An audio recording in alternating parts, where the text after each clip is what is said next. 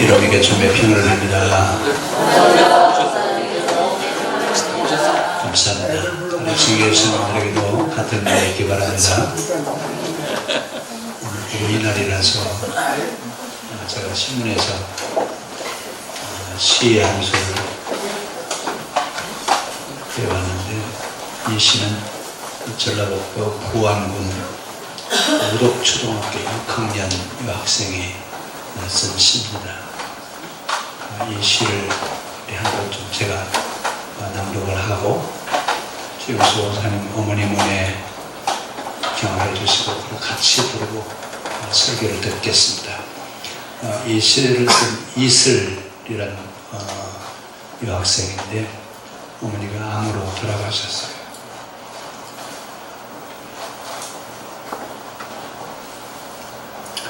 그래서 이제 이 시를 써놓고 그리고 어머니를 그리워하는데 우리 민지 씨가 와서 좀 됐습니다. 우리가 눈물 나와서 좀 못할 것 같아요.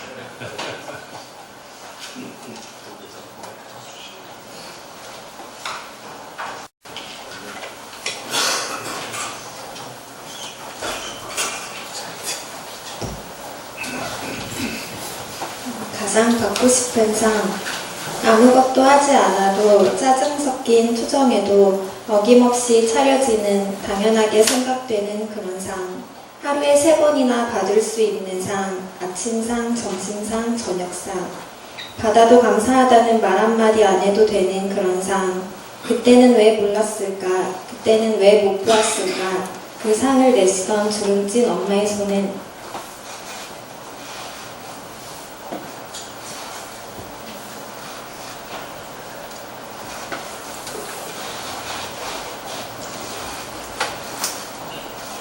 그때는 왜 잡아주지 못했을까? 감사하다는 말 한마디 꺼내지 못했을까?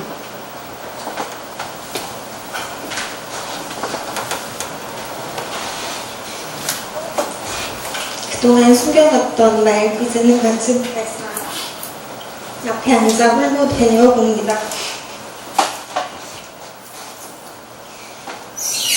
엄마 사랑해요. 엄마 고마웠어요. 엄마 편히해주세요. 세상에서 가장 받고 싶은 엄마상 이제 받을 수 없어요. 이제 제가 엄마에게 상을 차려드릴게요. 엄마가 좋아했던 반찬들로만 한가득 담을게요. 하지만 아직도 그리운 엄마의 밥상, 이제 다시 못 받을 세상에서 가장 받고 싶은 우리 엄마 얼굴상. 감사합니다. 최우수 원장 어머니랑 같이 부르시고 최 원장님 먼저 독장 하시고 그리고 우리 나와서 같이 하겠습니다.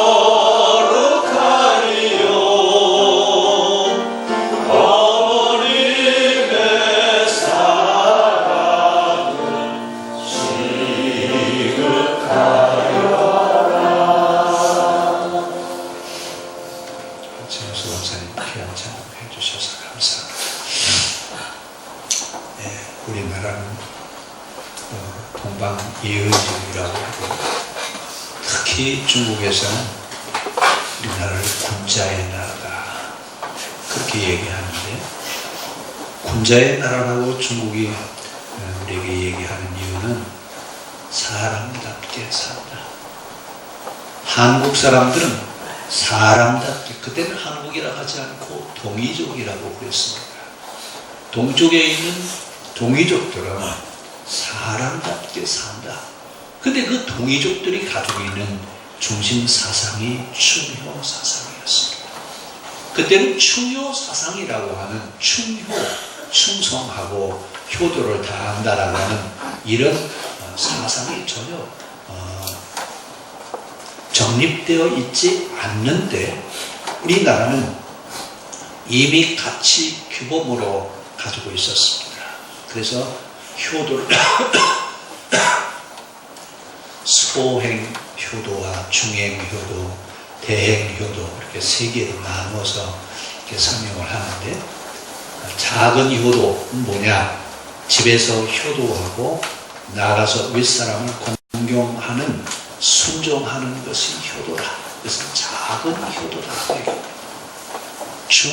중행 효도는 뭐냐? 그랬더니 위로 하늘에 순종하고 아래로 만민을 사랑하는 것, 이것은 중행 효다. 그럼 큰 효는 뭐냐? 큰 효는 진리를 따르고 군주를 따르지 아니하며 의를 따르고 어의를 따르지 않는 것, 즉 대행효는 뭐냐면 진리와 정의에 입각해서 행하는 이런 것이 참다운 효다, 대행효다, 이렇게 이야기를 합니다. 결국은 충과 효의 사상은 인간의 본재성과 자유에 근거한 효를 이야기를 했습니다. 이렇게 효에 대한 얘기를 하는 나라는 우리나라밖에 없습니다. 어떻게 보면 여러분들이 유교가 효 사상을 가지고 있지 않느냐, 여러분 그렇게 이야기하는데, 우리나라 고대사를 연구하는 역사학자들은 우리나라 효 사상이 중국으로 건너가서 이것이 체계화되어진 것이 공자 사상이다, 이렇게 보고 있습니다. 그러니까 어떻게 보면 우리는 유교가 효를 가르친다라고 이렇게 얘기하는데, 유교가 효를 가르치고 있는 것이 아니라 우리나라 본래 고조선 시대의 그 이후에 환과 환국 시대에 이미 우리나라는 효 사상을 가지고 있었다라고 하는 얘기입니다. 그러니까 우리 민족이 가지고 있는 가장 큰 사상 가운데 하나가 뭐냐면 효 사상입니다. 근데 이 효 사상이 근래에 와서 포스트 모더니즘이라고 하는 이런 새로운 사상을 맞으면서 요즘 효 사상이 많이 흐트러지고 있습니다.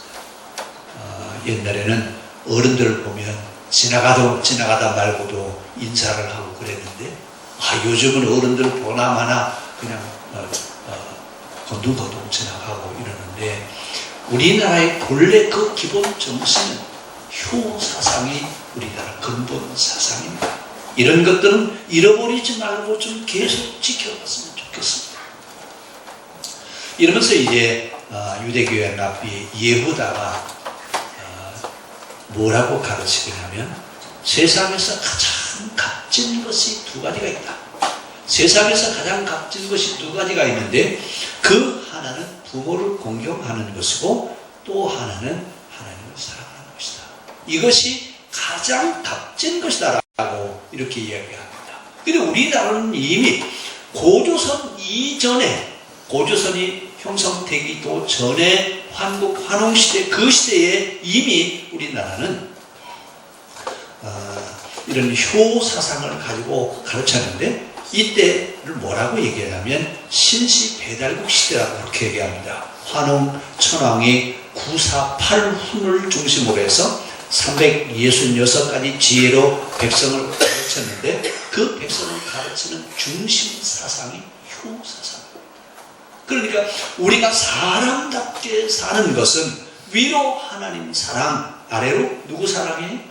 부모 사랑하는 데서부터 인간다운 삶의 시작이 되는 얘기입니다. 이래서 우리나라를 효하는 나라라고 이렇게 이야기를 했는데, 그래서 공자가 이런 이야기를 했습니다. 나는 배 타고 이 바다를 건너서 군자국에 가서 살았으면 좋겠다. 누가 그랬다? 공자가. 왜? 그러면 아니 그 나라는 우리나라보다 못 살기 때문에 좀 후질하게 살 텐데 어떻게 거기가 살겠느냐? 효하는 나라, 후질게 살 리가 없다. 이러면서 공자가 가장 가고 싶은 나라가 어디였냐면 우리나라였습니다. 왜 우리나라를 그렇게 사모했느냐? 효사상 때문에. 그래서 이 사상이 나중에 공자가 유교를 집대성화할 때 가장 중심 사상으로 효, 이것은 바로 인간이 가장 기본적인 인간다운 삶을 살아가는 것에 관한 얘기를 하고 있습니다. 그럼 부모를 공경한다라고 하는 것은 뭐냐? 부모를 공경한다, 이것은 바로 뭐냐면 이것이 진리고 이것이 사람 사는 이야기라고 얘기합니다. 이것이 우리나라의 시초에서부터 시작하는데, 성경은 뭐라고 말씀하시냐면 마음을 다하고 성품을 다하고, 마음을 다하고 성품을 다해서 내 부모를 공경하라. 그러면 마음을 다하고 성품을 다하라고 하는 말은 무슨 말이냐? 마음 깊숙한 곳에서 우러나오는 마음으로 부모를 사랑하는 것, 이것이 부모 공경이고 이것이 효도하는 것이다라고 천부경에서 이렇게 설명을 하고 있습니다. 천부경이라고 하는 건 원래 지금 그 천부교에서 교리로 가지고 쓰고 있는데, 그 천부경은 천부교의 교리가 아닙니다. 본래 우리나라 근본 사상으로 내려왔던 것을 묶어놓은 것을 천부경이라고 했는데, 그것을 교리화되어서 종교로 만들어가고 있는 그런 종교도 있습니다. 자, 하여튼 거기서 우리가 뭐라고 얘기냐면 마음에서 우러나오는 진심이어야 된다. 마음을 다하는, 그러니까 마음속 깊은 곳에서 우러나오는 참 본성으로 부모를 사랑하는 것, 이것이 바로 효를 하는 것이다라고 하는 얘기입니다. 우리가 효 그러면 요즘 사람들은 그냥 물질로 대충 넘어갑니다. 효 그러면 어버이날 가서 봉투나 하나 드리고 아니면 영양제나 하나 사다 드리면 되는 것 아니냐? 그게 아니라 내 마음 깊숙한 곳에서 우러나오는 진정한 참 본성으로 부모를 사랑하는 것, 이것이 바로 효라고 말합니다. 그때서 이 천국에서 뭐라고 얘기냐면 사람이 마음을 다해서 부모를 공경할 줄 알 때 깨달음을 얻는다. 자, 우리 성경에서는 그렇게 얘기하지는 않지만 본래 우리 사상이 그렇게 이야기를 하고 있다 그 말입니다. 자, 그러면서 정성을 다하는 지극한 효도, 그럼 어떻게 하는 것이냐? 정성을 다해서 부모를 공경하라고 그러는데, 정성을 다하는 그런 지극한 효도는 화목해야 됩니다. 그러니까 우리가 가정을 이루고 살면서도 화목한 가정, 우리가 잘 사는 모습을 부모에게 보여드리면 이게 바로 효도하는 것이다 그 말입니다. 물질로 대치하려고 하지 말고 우리가 어떻게 살고 있느냐라고 하는 것, 다시 말씀드리면 사람답게 사는 모습을 보여드리는 것, 이것이 효도입니다. 그러면서 근심스러운 일은 드러내지 않고 부모의 뜻을 따라하고 부모의 몸을 부양하고 부모의 입맛에 맞게 음식을 만들고 부모의 명을 빠르게 받들어서 행하고 부모를 섬김에 자기 몸을 아끼지 않는 것이 정성을 다하는 효도다라고 이렇게 가르치고 있습니다. 결국 큰 효도는 뭐냐? 부모의 마음을 평안하게 해드리는 것이고 부모의 마음을 기쁘게 하는 것이고 부모의 마음을 알아서 행동하는 것이고 부모가 근심이 있으면 마땅히 풀어서 편안하게 해드리고, 큰 효도는 부모가 살아계실 때 하는 겁니다. 돌아가시고 나면 아무리 큰 효도를 하고 싶어도 할 수가 없습니다. 기회가 이미 지나갔기 때문에 그렇습니다. 아까 우리 민지가 읽은 이슬양의 이 시를 제가 서랍 속에다 넣어놓고 가끔 꺼내서 읽습니다. 왜 그렇습니까? 그때는 왜 몰랐는지 모르겠어요. 그때는 좀 더 잘 해드렸으면 좋은데 가시고 나니까 생각이 나는 거예요. 그래서 오늘 성경은 우리에게 뭐라고 말씀하시냐면 부모를 공경하는 것, 부모에게 효도하는 것, 이것은 복받는 비결이다. 복을 받는 비결이 바로 부모를 공경하는 것, 부모에게 효도하는 것, 이것이 바로 복받는 비결이다. 그런데 성경에서 부모의 역할은 어떤 역할이었느냐면 부모는 선생님 역할이었습니다. 지금은 학교 제도가 발달되었기 때문에 부모가 굳이 집에서 아이들을 가르치지 않아도 됩니다. 그런데 고대 시대는 학교가 없습니다. 그래서 부모가 자녀들을 가르치는데 부모는 레위와 제사장들에서 학습을 하고 그리고 집에 돌아오면 부모가 자녀들에게 가르치는 이런 학교 제도를 가지고 있습니다. 그래서 가정에서 가르치는 일을 누가 하고 있냐면 부모가 하고 있는데 성경을 부모가 가르칠 때 부모가 가르치는 그 가르침을 부모의 말로 듣지 말고 하나님 말씀으로 들으라. 그런데 부모가 성경을 가르칠 때 뭘 가르치느냐? 사람답게 살아라. 누구답게 살라고요?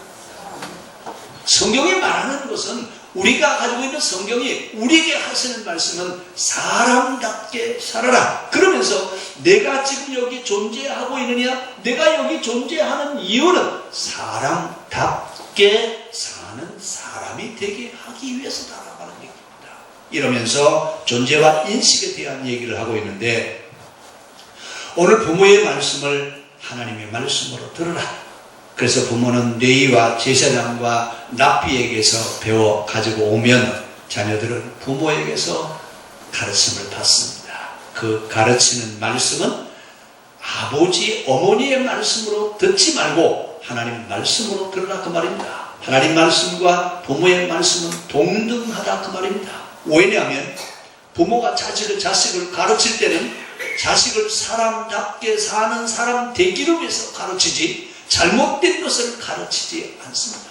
어떤 부모든지 자식을 가르칠 때는 자녀에게 지혜 있는 사람 되게 하기 위해서 가르치지 잘못되게 가르치는 부모는 아무도 없습니다.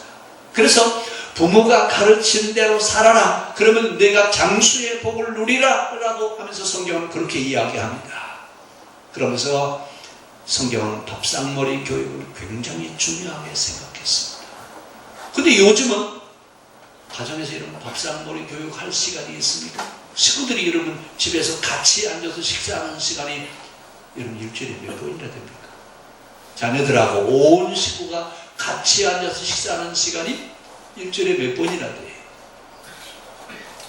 한 번? 두 번? 아니면 일주일 내내 자녀들하고 같이 식사했습니까?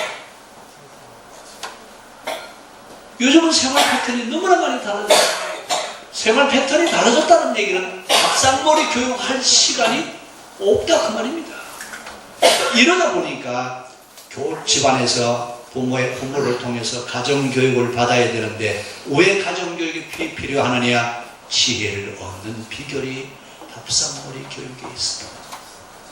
그래서 밥상머리 교육을 잘 받고 자라는 사람과 밥상머리 교육 없이 자라는 사람들은 표가 납니다.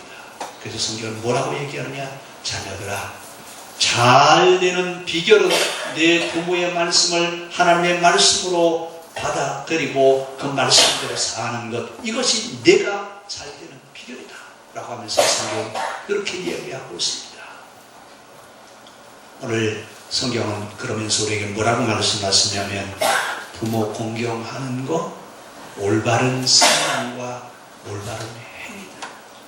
거룩하게 산다라고 하는 것이 뭐냐? 올바른 신앙과 올바른 행위로 살아가는 것, 이것이 거룩한 것이라 그 말입니다. 그러면서 부모 공경이라고 하는 말이 우리는 지금 당연하게 듣지만 성경이 부모 공경에 대한 얘기를 하고 있을 때 부모 공경 사상이 없었습니다.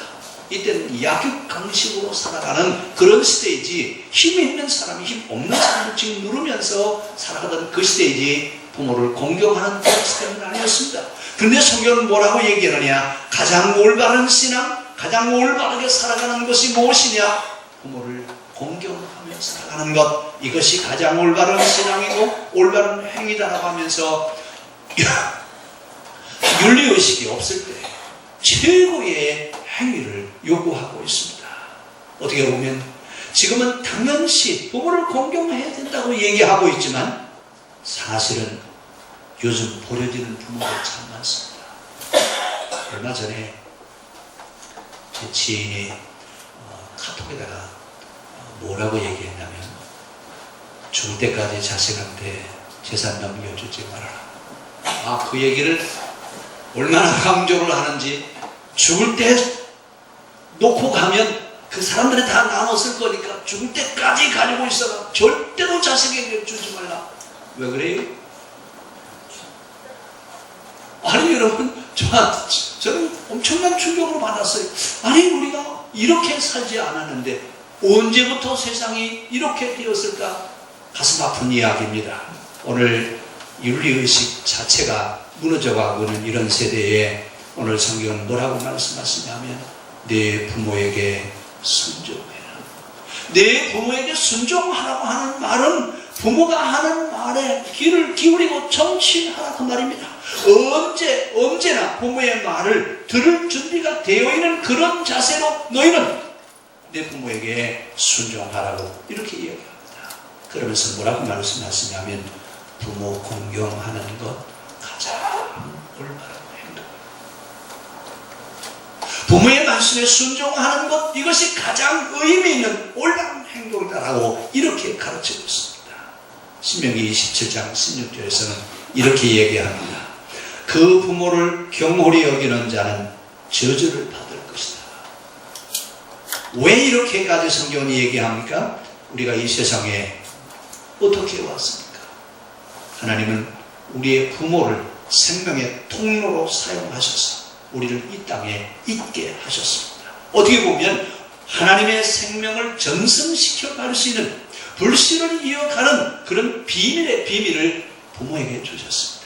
그래서 그 부모를 통해서 하나님의 생명을 우리에게 전승되어지게 하고 결국은 부모는 나를 있게 하세요. 존재성을 실현시켜주는 역할을 하시는 분이 바로 누구냐?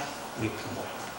그래서 부모를 통해서 우리는 이 땅에 왔고 또 부모 밑에서 자라면서 우리는 무엇을 바라보냐면 부모의 사랑은 곧 하나님의 사랑이다.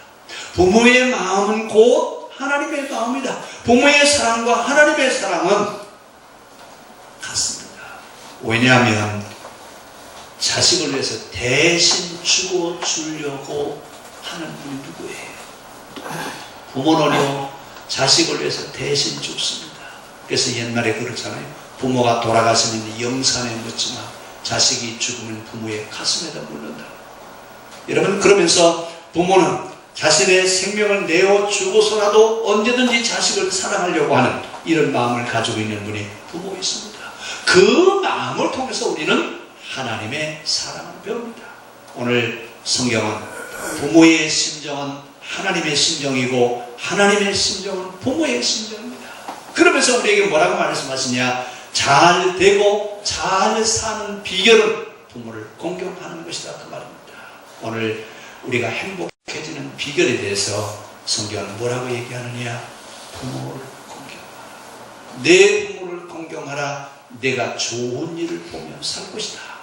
올바른 신앙행위 부모 공경에서부터 시작입니다. 오늘 내 부모를 공경하라고 하는 그 말씀을 기억하시면서 이 시대의 새로운 지표가 될 수 있기를 바랍니다. 기도하겠습니다.